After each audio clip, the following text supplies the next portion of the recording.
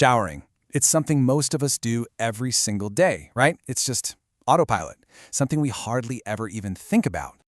But have you ever stopped, maybe, mid-shampoo, and just thought, do I really need to be doing this today? Or even, could it be bad for me? Well, today, we're going to pull back the shower curtain and really look at the science behind getting clean. All right, so first up, let's talk about the side we all know best, the case for washing up every day. And look, there are some really solid, science-backed reasons why a lot of us probably should be lathering up pretty often.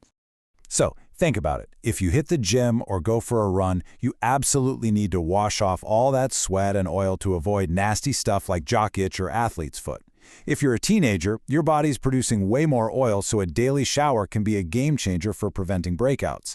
And of course, if you work in healthcare or live somewhere hot and humid, or you just took a dip in a pool, yeah, a shower is definitely your best friend against all kinds of germs and grime. That's a no-brainer.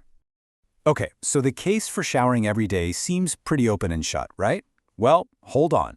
This is where the story gets really interesting. What if I told you there's actually a downside to being too clean? Yeah, could our obsession with being squeaky clean actually be a problem? So now, let's flip the script. Believe it or not, there are some actual risks that come with overshowering.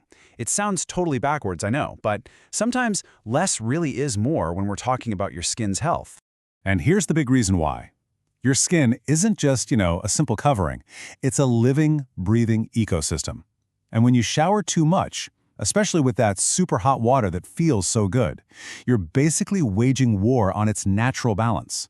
You're messing with something called your skin's microbiome. So what on earth is this microbiome? Well, think of it like a personal army of tiny bodyguards living on your skin. It's this whole community of good bacteria, fungi, and all sorts of microbes, and their job is absolutely crucial. They fight off the bad germs and keep your skin's protective barrier strong and healthy. So what happens when that protective shield gets damaged? Well, that's when the problems begin. See, a healthy skin barrier is amazing at keeping moisture in and all the bad stuff out. But all those frequent, hot showers, they can strip away the natural oils that keep it strong, leading to a damaged barrier. And that's when you get that dry, itchy, flaky skin that's way more vulnerable to irritation. So, given all that, who should actually think about showering a little less?